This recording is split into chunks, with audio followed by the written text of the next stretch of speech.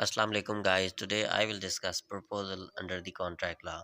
As we all know, the contractual relationship begins with a proposal. To enter into a valid contract, one party makes the offer and the other party accepts the offer. There are different modes of making a proposal. The most common one is express proposal. In express proposal, the offerer makes his offer in express words. The offer is made either verbally or in writing. In express proposal, the offerer expresses his intention to enter into a contract in clear and express words. यानी कि offeror तहरीरी या ज़बानी तौर पर offeree को अपनी offer से मुतल्लिक आगाह करता है। मिसाल के तौर पर ए बी को ईमेल करता है कि वो उसे अपनी गाड़ी 20 लाख में बेचना चाहता है, तो इसे हम एक्सप्रेस प्रपोजल कहेंगे। Second mode is implied proposal. In implied proposal, there is no express intention of the party to enter into a contract, but his conduct is such that it binds him into a contractual obligation. यानी कि आप ना तो ज़बानी तौर पर किसी को contract करने को कह रहे हैं और ना ही आप तहरीरी तौर पर किसी को कह रहे हैं, लेकिन आपका कंडक्ट ऐसा है कि जिससे आप कॉन्ट्रैक्ट में एंटर हो जाते हैं। मिसाल के तौर पर आप रेलवे स्टेशन पे जाते हैं, कुल्ली आता है, आपका सामान उठा के ले जाता है। आपने उसको सामान उठाने का कहा नहीं, लेकिन वो फिर भी सामान उठा लेता है और आपकी मंजिल तक पहुंचा देता है, तो आप उसको पैसे देने के पाबंद हो। The next kind is a proposal to specific person. Generally, the proposal is made to a specific person and only the person to whom proposal is made can accept it. यानी कि कॉन्ट्रैक्ट की offer वही शख्स कबूल कर सकता है जिस शख्स को ऑफर की गई है। Next mode of proposal is a proposal to general public.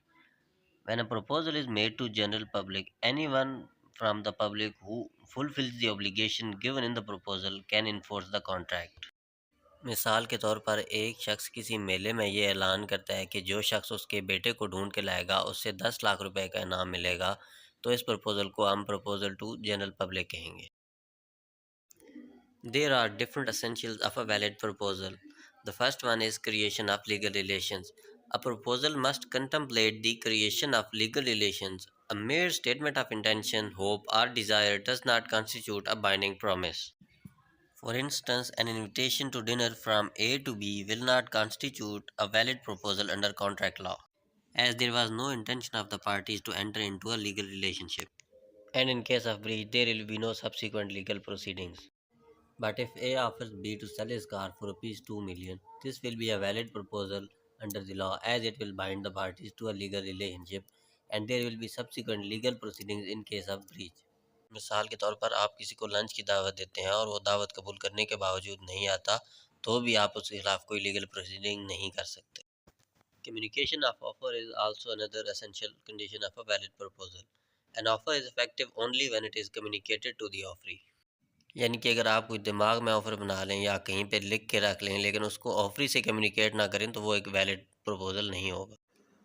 A valid proposal must contain the willingness of proposer to do or abstain from doing something with a view to obtain the assent of that other to such act or abstinence.